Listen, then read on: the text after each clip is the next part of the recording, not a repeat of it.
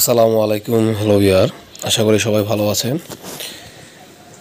ইনডোরের জন্য ফুটা করা হচ্ছে, থার্ড পার্টি বেসিসে কাজ করা হচ্ছে।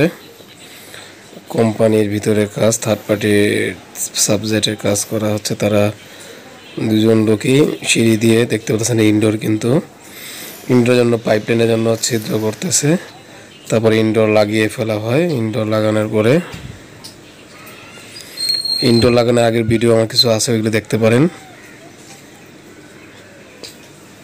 ইনডোর লাগানোর পরে আউটডোরটাকে নিয়ে যাওয়া হয়, আউটডোর নিয়ে যেয়ে সেখানে বসা দেওয়া হয়। এটা ইনডোরেরটা, যে outdoor unit career, original career না আসলে, এইগুলো সবই আপনার এই মারা আর কি, স্টিকার মারা কেরিয়ার।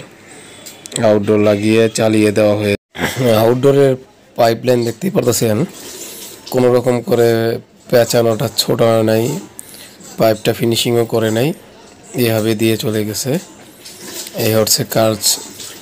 যখন কোনো কিছু হয়ে থাকে, মানে ইনস্টল করতে দেওয়া হয়ে থাকে, এই যাদের থেকে কিনা হয়েছে এসি, তার কাছ থেকে দোমোট এসিতে একই কাজ করে গেছে।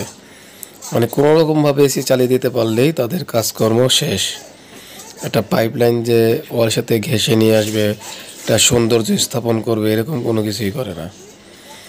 এরকম দেখা হয়েছে প্রত্যেকবারই যখন এই কাউকে ছেড়ে দেওয়া হয় যে আপনার মন মতো কাজ করেন, তখন এই কাজগুলি করা হয়ে থাকে। আর এমনিতে কিছু বলা যায় না। আপনাদের কমেন্টে অবশ্যই বলবেন যে এটা আরও কীভাবে ভালো করা যেত। পাইপলাইন দেখতে পাচ্ছেন লিকুইড অ্যান্ড সাকশন। ধন্যবাদ সবাইকে, ভালো থাকবেন, আল্লাহ হাফেজ।